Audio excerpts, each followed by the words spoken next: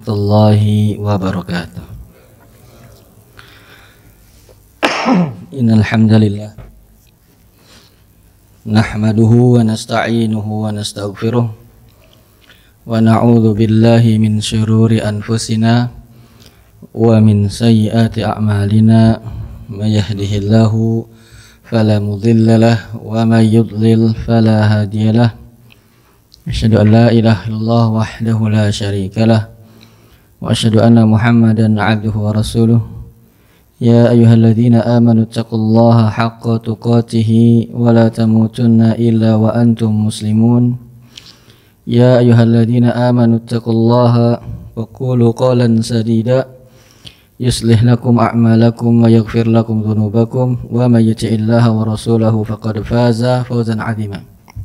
Amma ba'd, fa inna asdaqal hadithi kitabullah wa khairul hadi hadi Muhammadin sallallahu alaihi wasallam wa syarrul umuri muhdatsatuha wa kullu muhdatsatin bid'ah wa kullu bid'atin dhalalah wa kullu dhalalatin finnar. Alhamdulillah, pada malam hari ini Allah Subhanahu wa taala memudahkan kita untuk bisa kembali bertemu, ya, bertatap muka, bermuwajahah, ya, begitu gembiranya kiranya kita pada malam hari ini Allah Subhanahu wa taala sibukkan kita dengan hal-hal yang bisa mendekatkan diri kita kepada Allah Subhanahu wa taala, di mana kebanyakan orang sibuk dalam hal-hal yang paling minimnya adalah mubadzir, paling minimnya. Ya. Alhamdulillah, tatkala banyak orang itu lalai dari Allah, Allah Subhanahu wa taala mengingatkan kita, membimbing kita dan memberi petunjuk kepada kita untuk senantiasa bertaqarrub, mendekatkan diri kita kepada Allah Subhanahu wa taala, dan itu adalah sebuah nikmat yang besar. Suatu kesenangan tersendiri. Ada kepuasan tersendiri tatkala kebanyakan orang lalai, Allah ingatkan kita untuk kepada Allah Subhanahu wa taala. Kepuasan yang tersendiri, dan itu adalah nikmat yang sangat besar. Semoga Allah Subhanahu wa taala senantiasa menyibukkan diri kita dalam ketaatan kepadanya. Salawat berserta salam semoga tercurah senantiasa kepada Nabi kita Muhammad sallallahu alaihi wasallam, kepada istri-istri beliau, kerabat beliau, sahabat-sahabat beliau, dan orang-orang yang mengikuti mereka dengan baik. Adapun pembelajaran kita pada malam hari ini melanjutkan matan kitab Tauhid, telah sampai alhamdulillah kepada bab yang ketiga, ya. Bab man haqqaqa tauhid dakhalal jannah bighairi hisab. Ya, judul bab yang ketiga ini adalah bab penjelasan tentang orang yang merealisasikan tauhid, maka dia akan masuk ke dalam surga tanpa dihisab, tanpa diaudit, tanpa dihitung-hitung, ya, langsung segera masuk ke dalam surga. Ya, semoga Allah menjadikan kita di antara mereka. Jamaah yang dirahmati Allah Subhanahu wa taala, tadi kita sampaikan bahwasanya ini bab yang ketiga. Kalau bab yang pertama masih ingat tentang apa? Tentang keutamaan tauhid. Itu bab yang pertama apa yang kedua? Yang pertama yang dimaksud, bukan sebelum ini. Hakikat dan kedudukan tentang tauhid. Yang pertama. Bab yang kedua, keutamaan tauhid, dan salah satunya adalah menghapuskan dosa. Itu bab yang kedua. Nah, kita sekarang Bapak yang dirahmati Allah masuk kepada bab yang ketiga, man haqqaqa tauhid, barang siapa yang merealisasikan tauhid, ya, mengamalkan tauhid dengan sebenar-benarnya. Pada puncak amalan tauhid tersebut maka Allah Subhanahu wa taala janjikan baginya surga dengan cara yang spesial tanpa dihisab. Dan bahwa yang dirahmati Allah Subhanahu wa taala, penulis rahimahullah taala menukil dalam bab ini beberapa ayat dan juga hadis. Ayat yang pertama berkaitan dengan bab yang kita bahas. Beliau menukil surat An-Nahl ayat 120. Ini mengisahkan kepada kita atau memberikan gambaran kepada kita profil sosok yang mendapatkan keutamaan ini, ya. Atau kalau sering seminar-seminar itu the success story gitu ya, profil yang sukses ya. Nah, profil yang sukses atau gambaran seorang yang sukses ya adalah yang digambarkan dalam surat An-Nahl ini. Seorang tokoh ya yang dikenal sebagai simbol atau ikon dakwah tauhid. Itu siapa? Nabi Ibrahim alaihissalam. Allah Subhanahu wa taala berfirman tentang beliau, "Inna Ibrahima, sungguhnya Nabi Ibrahim, kana ummah." Beliau adalah umat, ya. Adalah ummah. Qanitan lillah, yang qanit, yang taat kalau diterjemahkan. Hanifa, yang jauh dari kesyirikan. Walam yaku minal musyrikin, dan tidaklah beliau termasuk orang-orang yang berbuat kesyirikan. Bapak yang dirahmati Allah Subhanahu wa taala, Nabi Ibrahim alaihissalam sebagaimana kita ketahui bersama, beliau totalitas hidupnya full dakwahnya tauhid. Ya. Tatkala umat atau masyarakat sekitar beliau itu bergelimpangan dengan kesyirikan, beliau Allah Subhanahu wa taala pilih untuk tetap teguh di atas tauhid, dan bahkan bukan hanya mengamalkan tauhid tetapi mendakwahkannya. Ya. Kalau bahasa kita sekarang anti mainstream ya. Tatkala orang-orang sekitarnya A, beliau B. Itu kan melawan arus sekali ya. Bahkan sampai keluarga beliau alaihissalam, sampai ayah beliau alaihissalam ya pun salah satu orang yang menentang dakwah tauhid, kan begitu ya, dikenal sebagai pembuat berhala ya. Oleh karenanya Allah Subhanahu wa taala berikan sosok orang yang sukses yang full merealisasikan tauhidnya, yaitu Nabi Ibrahim alaihissalam. Makanya Allah Subhanahu wa taala gambarkan beliau dengan beberapa sifat dalam ayat ini. Ya. Sifat yang pertama yang dimiliki oleh Nabi Ibrahim alaihissalam dalam surat An-Nahl ini 120. Pertama, beliau adalah disifati dengan kana ummatan. Beliau adalah umat. Ya, umat itu bawaan rahmat Allah Subhanahu wa taala. Bahasa apa? Bahasa Arab ya. Nah, makna ummah ini memiliki beberapa makna. Ya, kata ummah, umat, kalau kita pasti kalau umat identik dengan banyak orang kan gitu ya. Tapi ternyata makna umat itu tidak hanya itu. Ada beberapa makna. Kan Nabi Ibrahim berapa orang? Satu, umat ya. Maka maknanya apa? Di sini maknanya diantaranya makna umat adalah al-qudwah fil khair. Suri tauladan dalam kebaikan. Atau pemimpin ya.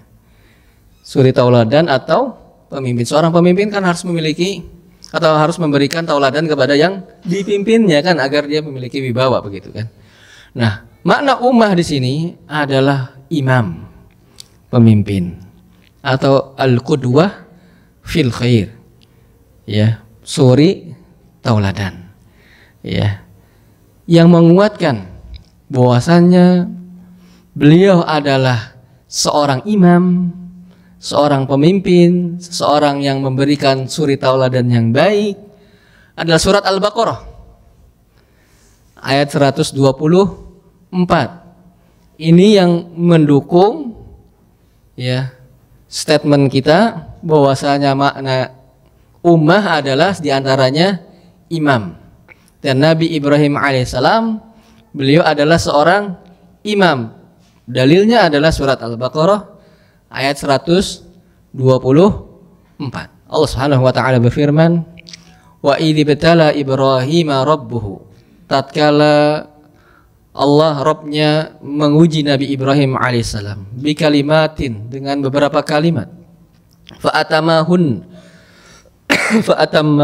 dan beliau menyempurnakannya. Qala inni ja'iluka linnasi imama. Allah berfirman, sesungguhnya aku menjadikanmu pemimpin bagi manusia. Maka makna imam, makna umat di sini adalah imam. Gitu. Berarti karakteristik yang beliau memiliki suri tauladan yang baik. Ya, ini profil orang-orang yang dijanjikan masuk ke dalam surga bigoiri hisab. Salah satu karakteristiknya, ciri-cirinya adalah dia menjadi suri tauladan, memberikan suri tauladan yang baik. Nah, kalau kita belum nih, masih memiliki kemungkinan nih Bapak, ya, menjadi orang yang bisa memberikan tauladan minimal bagi anak dan istri, minimalnya. Alhamdulillah bagi tetangga, alhamdulillah bagi RT, RW, kelurahan dan seterusnya. Ya, ya. Jadi Nabi Ibrahim alaihissalam beliau adalah ummah, imam, pemimpin, pemberi suri tauladan yang baik. Kemudian sifatnya lagi, ya, salah satu atau sifat-sifat orang yang Allah Subhanahu wa taala janjikan adalah qanitan lillah. Ya, qanitan lillah. Qanit itu Bapak-bapak yang dirahmati Allah Subhanahu wa taala. Yang dimaksud dengan qanit adalah as-subut. Al-qanit itu dalam bahasa Arab diambil dari kunut. Kunut itu as-subut wal dawam. Terus menerus. Ya, terus begitu. Gimana? Berkesinambungan. Ya, nggak susah ya, Pak. Konsisten. Ya. Begitu. Ulet, rajin. Ya. Nah, beliau sifatnya adalah qanitan lillah. Rajin ngapain? Tentu saja rajin beribadah kepada Allah Subhanahu wa taala. Terus menerus beliau beribadah kepada Allah Subhanahu wa taala. Maka orang-orang yang ingin mencontoh Nabi Ibrahim alaihissalam, selain memberi suri tauladan yang baik, dia juga harus memiliki sifat konsekuen, terus menerus, istiqomah dalam beribadah kepada Allah Subhanahu wa taala. Dan ini juga Bapak-bapak yang dirahmati Allah Subhanahu wa taala menunjukkan bahwasannya amalan yang afdal, yang paling baik adalah amalan yang terus menerus, konsekuen. Ya. Sebagaimana dalam sebuah hadis, ya, dalam riwayat Imam Muslim, Rasulullah SAW bersabda, "Anna ahabbal amali ilallah adwamuhu wa in qalla." Sungguhnya amalan yang paling dicintai oleh Allah adalah yang dawam, yang terus menerus, walaupun itu sedikit. Ya, terus menerus. Ya, sedekah walaupun sedikit terus. Ya, salat malam walaupun cuma sedikit terus, gitu ya. Demikian. Nah, Nabi Ibrahim alaihissalam, Bapak yang dirahmati Allah Subhanahu wa taala, ya, beliau adalah orang yang terus menerus, ulet dalam beribadah kepada Allah Subhanahu wa taala. Kemudian walam yaku minal musyrikin. Belum ya? Afan, sebelumnya. Hanifan. Sebelum walam yaku minal musyrikin, sifat yang keberapa ini? Yang ketiga, hanif beliau. Ya mungkin kita punya anak yang namanya Hanif ya. Ya apa arti Hanif? Apa? Lurus. Apa lagi? Apa? Hanif. Kalau udah dengar ya, Hanif. Hanif ternyata artinya bukan lurus. Justru sebaliknya. Hanif artinya bengkok. Justru. Hanif itu mail artinya. Condong, bengkok. Condong ya menjauh dari kesyirikan, mendekati tauhid. Itu aslinya. Ya walaupun terjemahannya apa? Lurus, padahal bukan lurus ya. Padahal bengkok, mail, condong. Ya condong jauh dari syirik, mendekat kepada tauhid. Nah, beliau Hanif orangnya, jauh dari kesyirikan, dekat kepada tauhid lawannya. Nah, walam yaku minal musyrikin. Beliau tidak termasuk orang-orang yang berbuat kesyirikan. Nah, inilah bahwa rahmat Allah Subhanahu wa taala menjadi syahid ya, ayat ini berkaitan dengan bab yang kita baca. Ya, bahwa Nabi Ibrahim alaihissalam beliau tidaklah termasuk ya orang-orang yang berbuat kesyirikan. Ya, baik kecilnya ataupun bahkan yang besar. Ya, total full sempurna tauhidnya. Ya. Dan bahkan bahwa yang dirahmati Allah Subhanahu wa taala, beliau bukan saja tidak termasuk orang yang berbuat syirik, bahkan beliau kontra terhadap perbuatan kesyirikan. Ya, tidak berbuat syirik bahkan menjadi penentang kesyirikan. Subhanallah, berat itu Bapak. Ya, di saat banyak orang di sekitar kita A, harus kita B, maka kalau ambil zona aman diam-diam saja sih mungkin lebih ringan ya. Tapi Nabi Ibrahim bukan diam-diam saja, bukan mengambil zona aman, tetapi apa? Mendakwakan tauhid lawannya, kontra. Ya, subhanallah, berat.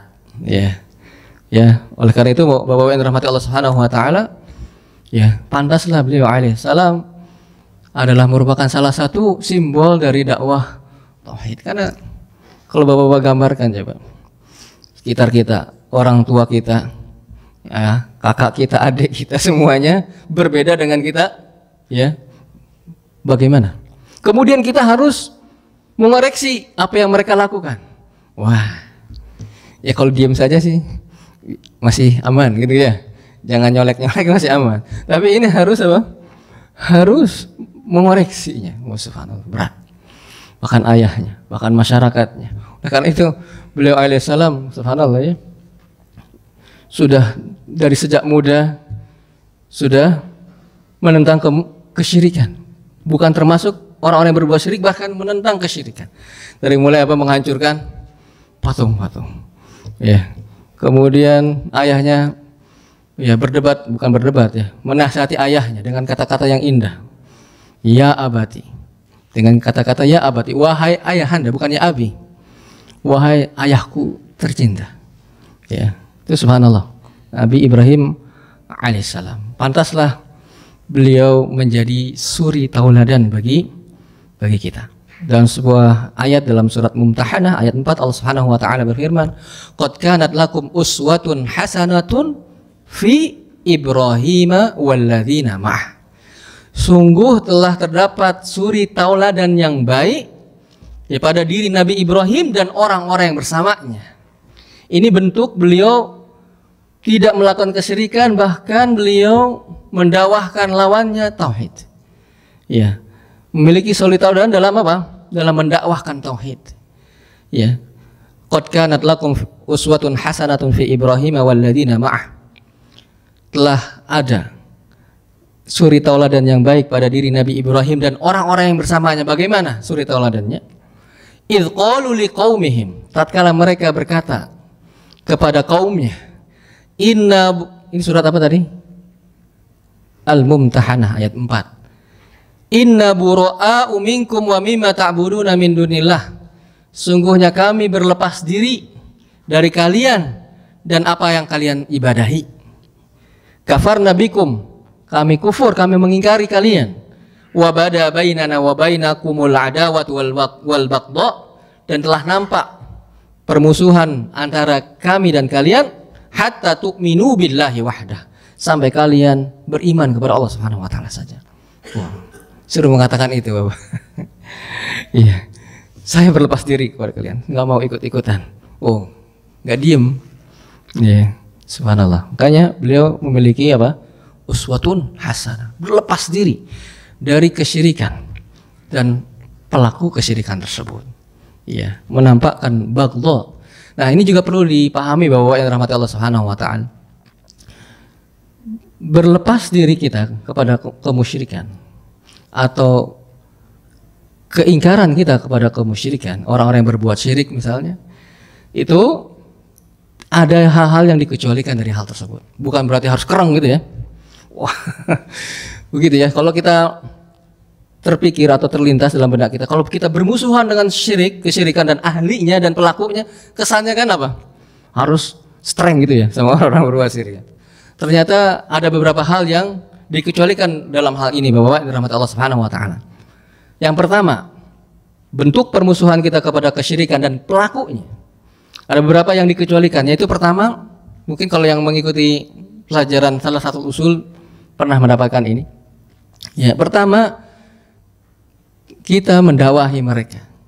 Ya, mendakwahi pelaku kesyirikan tersebut. Bisa jadi mereka melakukan kesyirikan karena tidak tahu. Bisa jadi kita juga dulu seperti mereka kan gitu.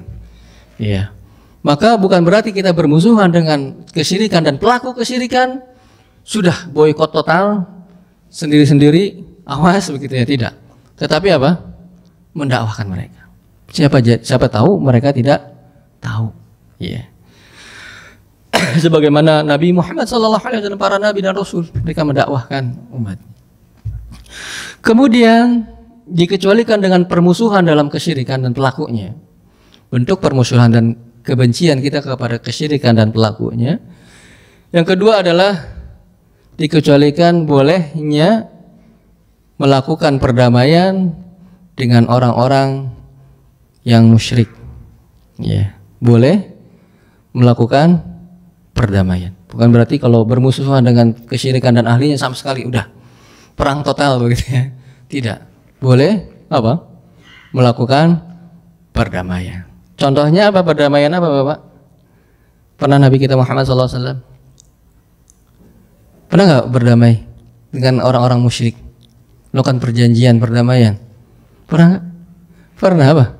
Sulhul Hudaybiyah ya, perjanjian Hudaybiyah, gencatan senjata dan seterusnya kan gitu. Ya. Dan itu juga Bapak yang rahmat Allah Subhanahu wa taala terdapat dalam surah Al-Anfal. Ya, diperbolehkan hal tersebut. Ya.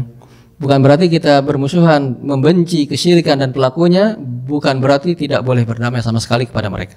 Allah Subhanahu wa taala berfirman, "Wa in janahu lisilmi fajnah laha." Dan apabila mereka condong kepada perdamaian, maka ajaklah mereka untuk melakukan perdamaian. Jadi yang pertama tadi apa? Bentuk kebencian kita, permusuhan kita kepada kesyirikan dan pelakunya, tetapi ada beberapa hal yang dikecualikan. Yang pertama tadi apa? Mendakwahkan. Iya, sebenarnya Nabi sallallahu alaihi wasallam juga dan para nabi yang lain. Ya ayuhan nas qulu la ilaha illallah tuflihu. Nabi sallallahu alaihi wasallam di pasar itu. Wah, subhanallah di pasar, Pak. Wah, semuanya harus syirik gitu. Wahai manusia, katakan la ilaha illallah, kalian akan beruntung, coba. Iya. Sebagai Nabi Muhammad SAW. Kemudian yang kedua apa? Bolehnya melakukan perdamaian atau perjanjian. Yang ketiga, bentuk permusuhan dan kebencian kita kepada kesyirikan dan pelakunya dikecualikan adalah membalas berlaku baik kepada orang-orang musyrik. Boleh tidak? Boleh. Ya. Kalau ada apa namanya? Ada orang ya yang tidak beriman kepada Allah berbuat baik kepada kita, kemudian kita ingin membalas kebaikannya, maka diperbolehkan. Iya. Maka dalilnya bahwa yang rahmat Allah Subhanahu wa taala adalah surat Al-Mumtahanah ayat 8. Ya, surat Al-Mumtahanah ayat 8. Allah berfirman, "La yanhaakumullah." Allah tidak melarang kalian 'anil ladzina lam yuqatilukum fid din. tidak melarang kalian dari orang-orang yang tidak memerangi kalian dalam agama. Walam yukhrijukum min diyarikum, dan tidak mengusir kalian dari tempat-tempat tinggal kalian, dari tanah air kalian, dari desa-desa kalian. Antabarruhum wa tuqsitu ilaihim, agar kalian berlaku baik dan berlaku adil kepada mereka. Innallaha yuhibbul muqsitin. Sungguhnya Allah mencintai orang-orang yang berbuat baik. Boleh kita berbuat bir, antabarruhum, berbuat baik kepada mereka. Jadi kalau ada orang yang baik, dia musyrik misalnya, balas, atau terbuka hatinya ya. Oh, ternyata yang jenggotan itu baik, ternyata orangnya ya, gitu ya. Maka diperbolehkan hal tersebut. Itu yang keberapa? Yang ke 5 apa 6? 3. Sekarang yang keempat. Ini bahkan bukan diperbolehkan, ini wajib. Yang keempat, bagi seorang anak itu wajib ya berbuat baik kepada orang tuanya walaupun kafir, walaupun musyrik. Tuh. Ya. Lihat aja Nabi Ibrahim, walaupun bapaknya pembuat patung tapi bahasanya bagus. Ya, bahasanya lemas. Yang paling bagus enggak ya abi. Wahai bapak, enggak begitu. Wahai ayahandaku tercinta. Ya abadi. Ya. Allah Subhanahu wa taala berfirman dalam surat Luqman ayat 14 dan 15.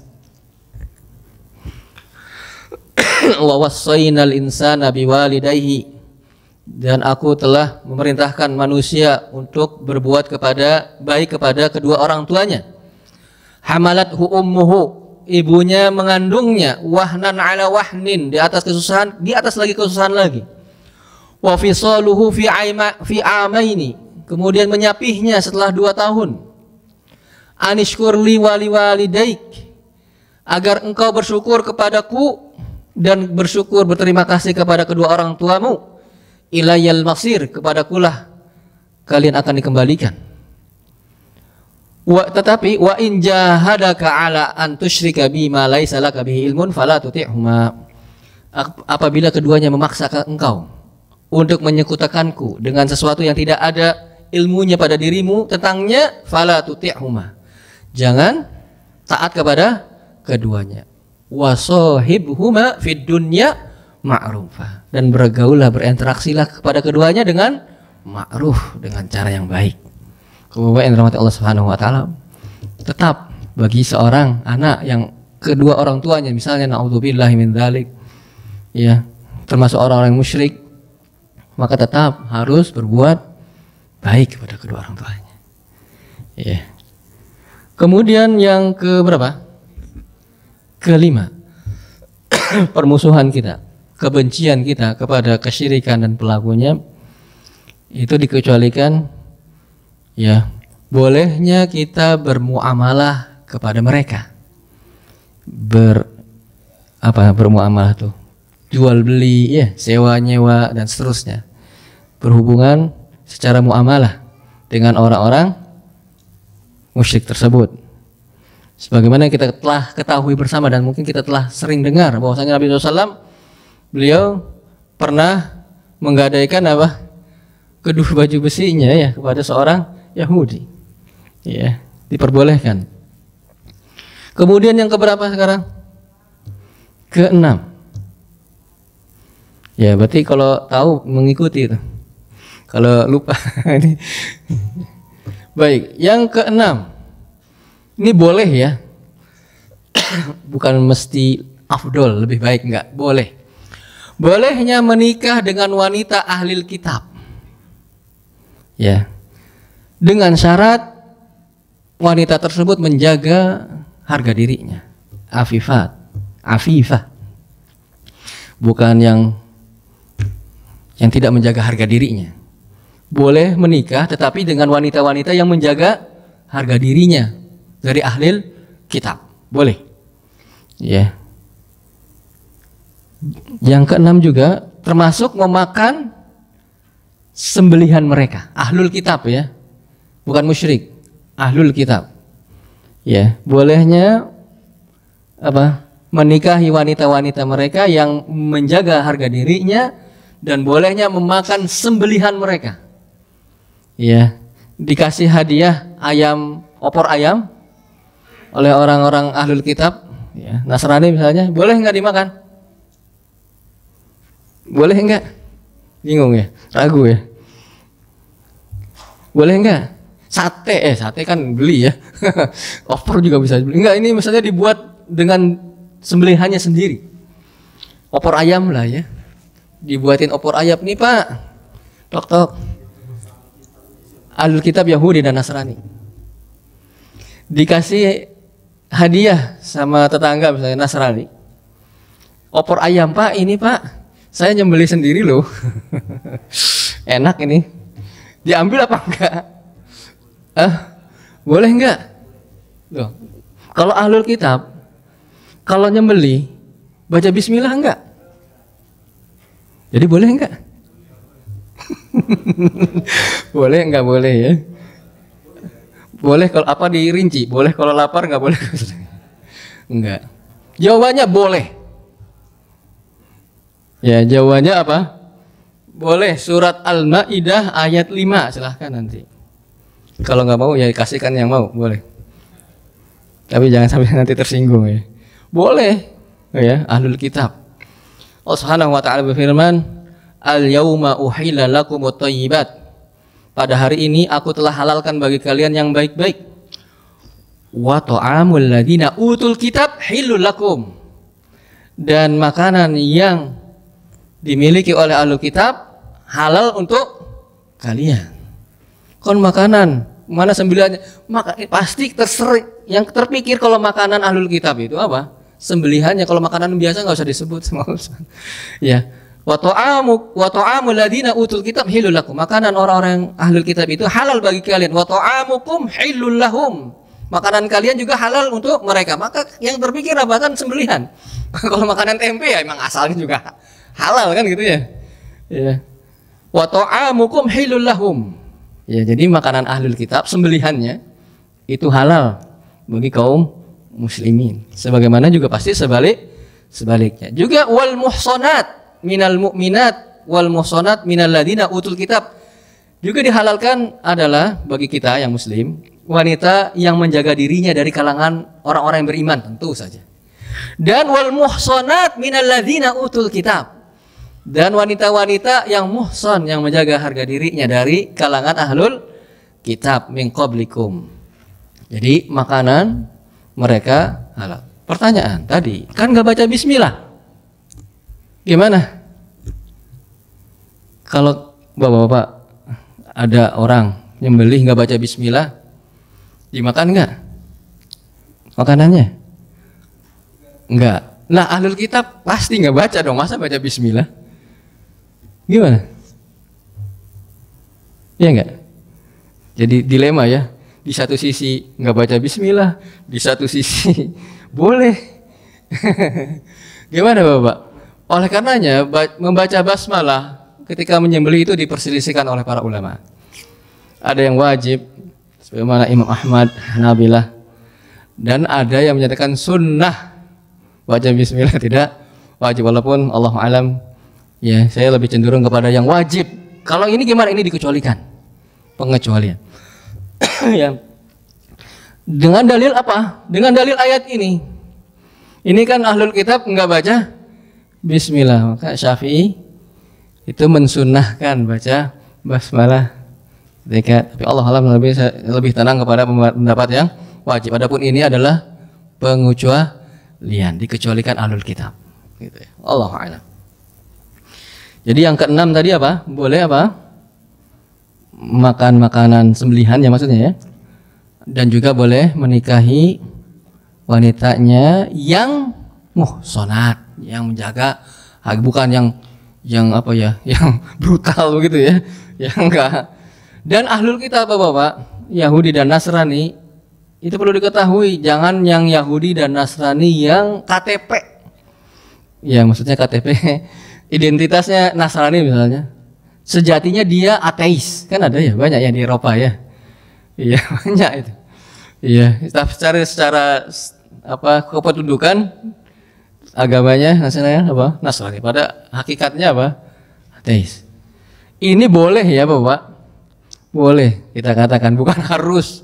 Kayak apa kita katakan lebih baik itu kan relatif ya Bapak ya, rahmatullah. Kita saja sama yang beriman saja ya sudah banyak masalah ya. Tinggal jalan begitu kan. Ya, ini terus juga kedua, apa iya orang-orang kaum muslimah itu nggak ada yang cantik sih?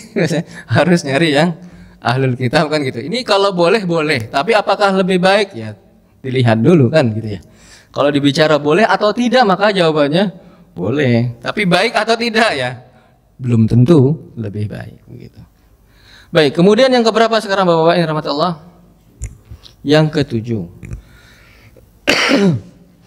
Boleh. Nah ini bolehnya datang ke undangan mereka, tetapi ya dengan catatan tidak ada undangan yang bersifat apa? Kesyirikan, ya haram dan seterusnya. Undangan biasa, misalnya diundang makan ke rumah saya Pak, makan yuk, ya, makan, gitu ya, boleh. Atau bisa dakwah, alhamdulillah. Ya. Kemudian yang keberapa? Yang kedelapan, tidak boleh menzalimi mereka, nggak boleh zalim. Ya. Orang yang zalim, yang dizalimi itu doanya apa? Doanya didengar oleh Allah Subhanahu wa taala. Bahkan para ulama mengatakan hatta walaupun sampai-sampai orang itu, kalaupun orang yang tidak beriman kepada Allah, orang musyrik misalnya berdoa saat itu kan musyrik kan kadang-kadang, jadi perlu diketahui ya bahwa musyrik itu bukannya tidak mengakui Allah, tapi kadang-kadang dia beribadahnya sama Allah, kadang-kadang juga tidak gitu. Nah, walaupun dia misalnya hatta orang yang musyrik tatkala dia berdoa kepada Allah Subhanahu wa taala, maka doanya didengar. Sebagaimana hadis Mu'adz yang ya ketika diutus ke Yaman itu, wattaqi da'watal mazlum, dan hati-hatilah engkau wahai Mu'adz terhadap doanya orang yang dizalimi, fa innahu laisa bainaha wa bainallah hijab. Sungguhnya doa tersebut tidak ada penghalang antara dia dengan Allah Subhanahu wa taala. Baik, itu beberapa hal yang dikecualikan atau menjadi catatan permusuhan kita kepada kesyirikan dan pelaku kesyirikan. Yang dimaksud apa kalau begitu?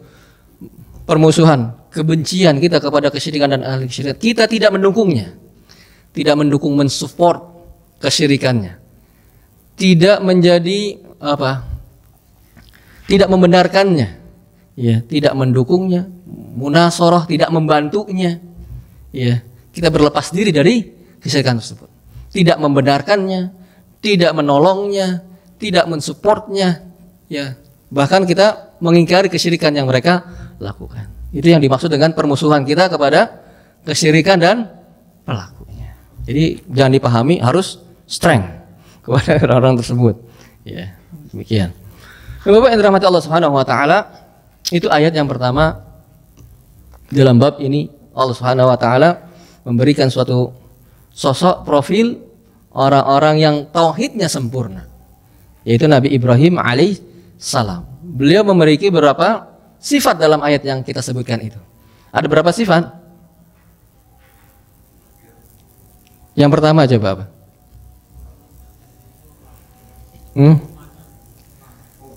Yang pertama adalah beliau adalah ummah, pemimpin atau pemberi sauri tauladan. Yang kedua, qanit, dawam, subut, terus menerus, konsekuen, konsisten dalam ketaatan kepada Allah Subhanahu wa taala. Yang ketiga, hanif, apa lurus apa bengkok?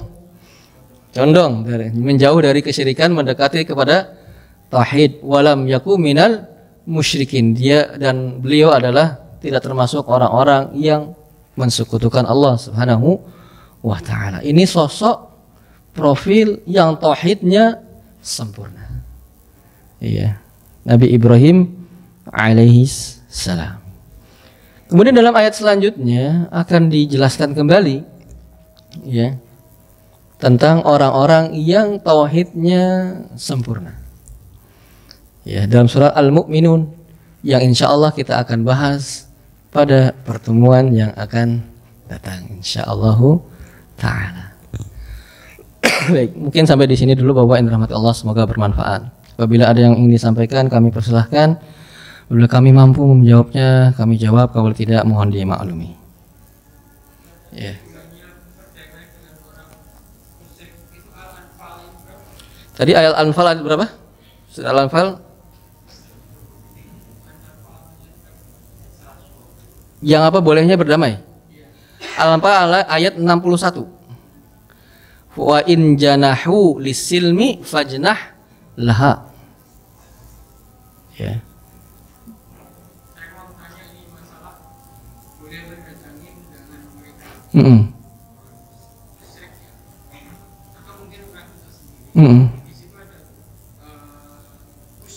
Musik.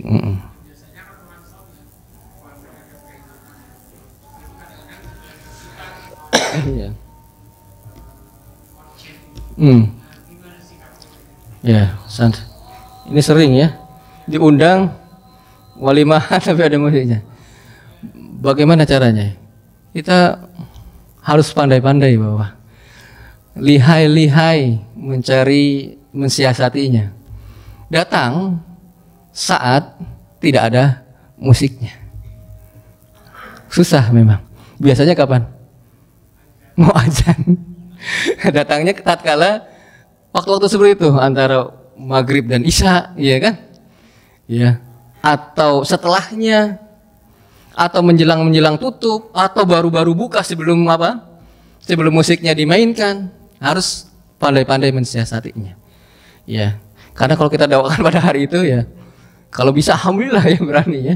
Kalau tidak ya nanti saat yang memungkinkan misalnya. Tapi ketika kita diundang bagaimana? Maka cari pintar-pintar cari siasatnya. Jangan nggak apa-apa kita tutup link apa? Jadi repot. Cari celah yang kita tetap bisa datang hadir di undangannya, tetapi kita tidak ikut acara-acara yang tidak disyariatkan. Saat-saat tidak ada musiknya, menjelang azan. Setelah nggak mungkin kan totalitas dari mau buka jereng langsung gitu ya. Pertama kali baru mulai begitu ya. Dia masih nyari CD-nya misalnya. Ya, datang saat itu. Kalau sudah ya kita tidak turut hadir dalam acara tersebut. Allahu a'lam bishawab. Harus pandai-pandai ya kalau sama lingkungan yang begitu, harus siasatnya bagaimana begitu. Ya, demikian juga acara-acara ya seperti apa ya? Ya, kematian begitu ya. Juga harus pandai-pandai. Ada yang meninggal pas sebelah masa nggak datang kan gitu ya. Harus pandai-pandai. Sebelum acara apa? Tahlilan itu misalnya. Ya, Pak, datang dengan baik-baik. Pak, saya maaf tidak bisa hadir di acara tersebut, tapi saya turut mendoakan misalnya. Atau bagaimana caranya agar kita tetap ada, atau pas acara kematiannya itu kita langsung support. Ya, kita hadir, kita bantu ya dari awal menjelang awal sampai dimakamkan, sampai pulang rumah lagi. Jadi dia paham, oh ini orang bukannya nggak mau bantu, tapi memang ada sesuatu yang tidak bisa dia lakukan. Kalau yang dia bisa lakukan dia mau, tuh buktinya bantu-bantu dari pagi dia, bahkan duluan misalnya gitu ya. Ya harus demikian, harus mensiasatinya saat-saat yang tetap muamalah dengan sekitarnya baik, tetapi kita tetap tidak terjatuh dalam perbuatan kemaksiatan. Alhamdulillah suku-suku kayak Nabi Ibrahim dakwakan. Nanti setelah itu kayak ya kalau kita udah akrab gitu kan, Pak, kalau musik tuh hukumnya begini Pak. Gak apa-apa, ada masa sih begini, nggak apa-apa, yang penting kita sudah iklan dulu ibaratnya gitu ya. Sudah ada stimulan, nanti itu masalah hidayah Allah berikan apa tidak, itu kan permasalahannya bukan permasalahan diri kita, tapi Allah Subhanahu wa taala. Tapi dia tahu gitu, sudah sampai ilmu kepada dirinya. Entah dia menerima, entah dia menolak, itu urusannya Allah Subhanahu wa taala. Allah a'lam bishawab. Begitu. Baik, ada mana nih? Yang mudah aja. Mudah apa salah? Mudah ya, mudah. Iya.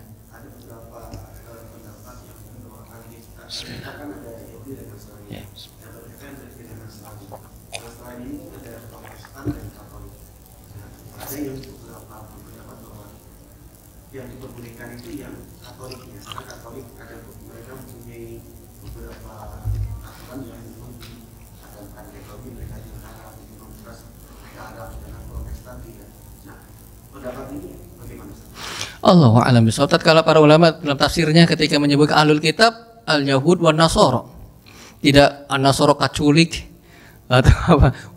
Sama mereka. Ya, ada sisi kesamaannya kan menyembah Nabi Isa alaihissalam kan gitu. Ada kesamaannya ataupun turunannya tidak gitu. Apa tidak pernah saya tidak pernah membaca literatur yang ketika menyebut ahlu kitab itu dibedakan begitu.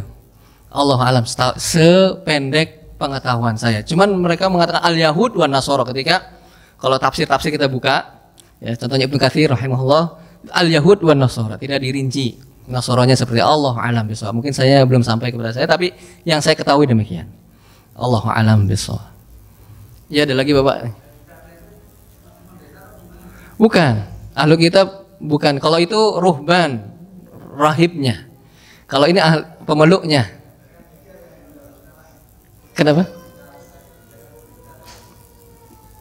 Pemeluk agamanya, pendetanya atau orang biasanya, umatnya.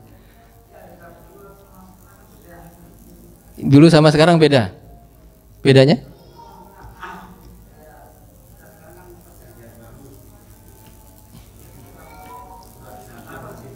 Oh ya.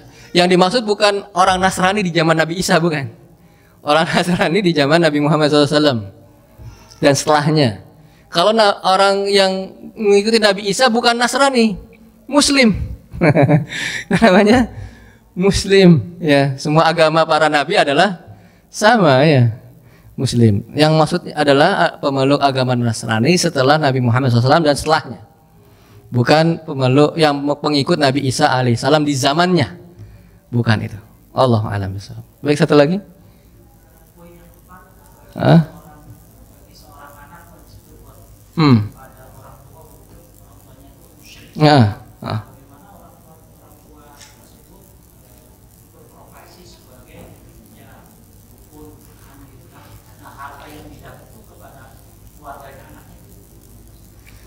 Profesinya murni dukun saja.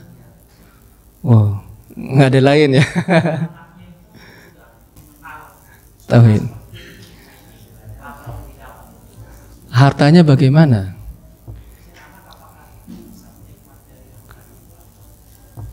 Sebagaimana karyawan di tempat riba ya. Profesinya itu toh. Apakah? Nggak tahu saya, Allah alam. Nggak tahu. Allah alam bishawab. Ya, tidak tahu. Allah alam. Mungkin nanti saya cari tahu. Saya pernah dengar cuman belum berani menyampaikan. Allah alam. Iya, mungkin nanti lain kali insya Allah. Saya pernah baca gitu, tapi belum berani menyampaikan. Allah alam. Kalau murni. Satu lagi ya Pak.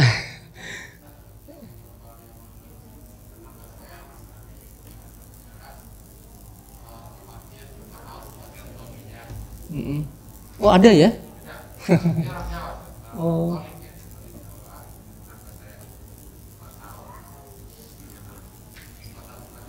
Oh ya.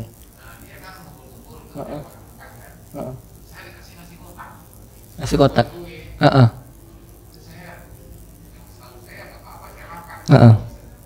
Nasi kotak. Ada apa? Ada sertifikat halalnya. Ya, intinya makanan ahlul kitab itu halal. Intinya begitu. Ya tadi surat apa tadi? Tadi apa? Al-yauma uhilla lakumut thayyibat, surat Al-Maidah ayat 5. Iya. Intinya makanan mereka sembelihannya halal. Allah alam bishawab. Baik. Oke, sampai sini ya Bapak ya. Mudah-mudahan bisa bermanfaat. Mohon maaf atas kekurangannya. Subhanakallahumma wa bihamdika asyhadu an la ilaha illa anta astaghfiruka wa atubu ilaik. Assalamualaikum warahmatullahi wabarakatuh.